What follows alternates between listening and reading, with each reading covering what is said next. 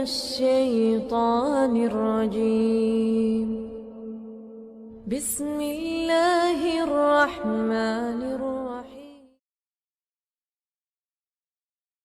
Kita ingin amal soleh dalam hal ini istiqomah dalam tahajud. Biar semangat bagaimana? Munculkan keutamaan tahajud. Setidaknya ada 4 kalau menurut Quran surat Al-Isra itu ayat 79 sampai 80. Coba diingat, dibaca lagi. Setidaknya ada 4 keutamaan sholat tahajud. Maka ini dimunculkan. Mau istiqomah tahajud, diketahui dulu keutamaan tahajud apa. Karena kalau kita tidak tahu, maka tidak kepingin. Saat kita mau melamar pekerjaan, kita akan mengetahui gajinya berapa, sistem kerjanya bagaimana. Semakin banyak gajinya, kita semakin tertarik.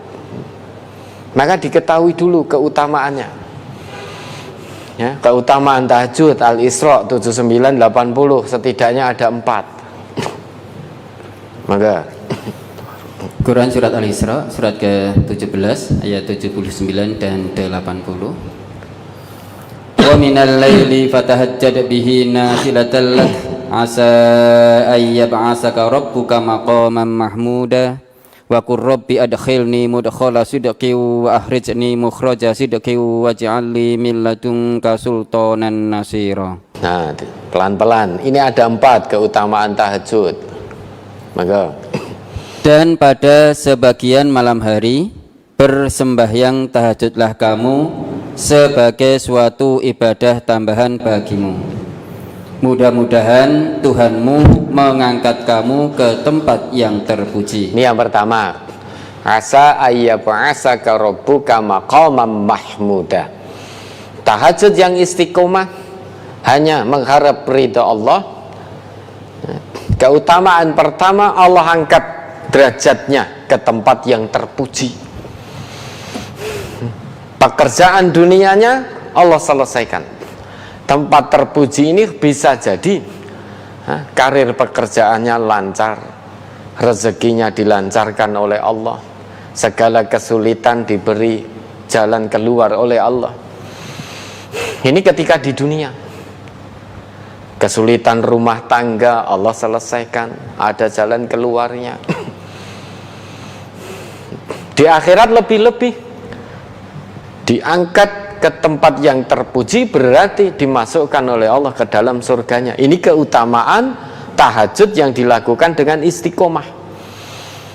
Kemudian keutamaan tahajud yang kedua, lanjut. Dan katakanlah, ya Tuhanku, masukkanlah aku secara masuk yang benar. Ya, ini yang kedua. Wa qur rabbi adkhilni mudkhala sidqin.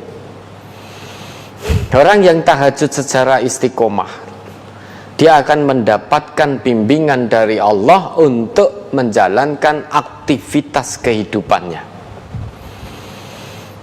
Ya. Tempat masuk yang benar, artinya aktivitasnya mendapat bimbingan dari Allah. Tutur katanya, perbuatannya, dari bangun tidur sampai tidur lagi, mencari rezekinya, dalam bekerjanya, itu mendapatkan bimbingan dari Allah.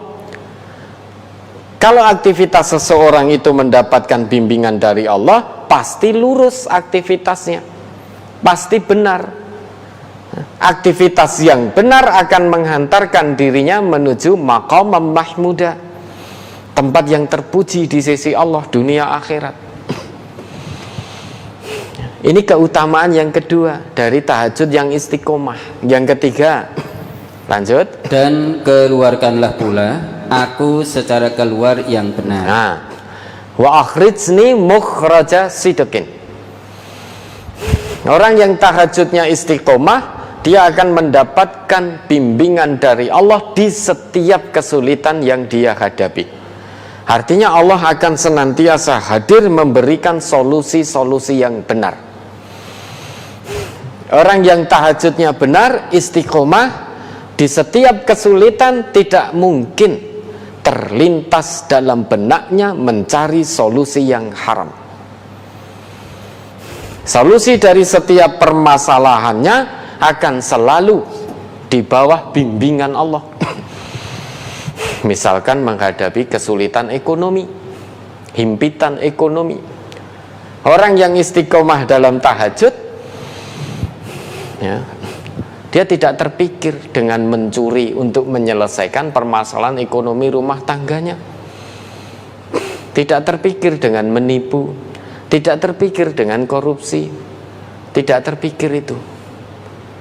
Karena orang ini mendapatkan bimbingan dari Allah, mendapatkan jalan keluar yang baik. Sehingga kalau jalan keluar itu dari Allah, pasti benar solusinya, tidak mungkin salah. Kalau jalan keluar itu salah, nah, umumnya dari manusianya sendiri. Sehingga ada jalan yang halal, manusia memilih jalan yang haram biar keluar dari kesulitan. Maka keutamaan ketiga orang tahajud itu akan mendapatkan bimbingan di setiap kesulitan, ya, mendapatkan bimbingan dari Allah. Maka solusi jalan keluar dari kesulitannya pasti benar karena Allah yang membimbing. Kemudian yang keempat, dan berikanlah kepadaku dari sisi Engkau kekuasaan yang menolong. waj'alni min ladunka sultanan nasira. Orang yang tahajudnya istiqomah, hanya mengharap ridha Allah, dia akan mendapatkan perlindungan dari Allah saat diganggu oleh orang lain.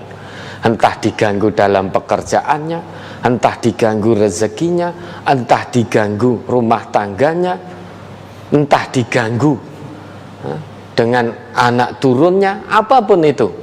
Gangguan dalam aktivitas hidup, entah dicaci orang lain, entah difitnah orang lain, entah dijatuhkan kehormatannya oleh orang lain, entah dituduh macam-macam oleh orang lain, dilokke sing ranggenah oleh orang lain, maka dia akan mendapatkan perlindungan dari Allah langsung tanpa perantara. Waj'alni min ladunka sultanan nasira.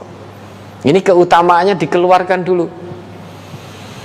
Orang itu biasanya mau melakukan sesuatu kalau mengetahui keutamaan sesuatu yang akan dilakukan itu.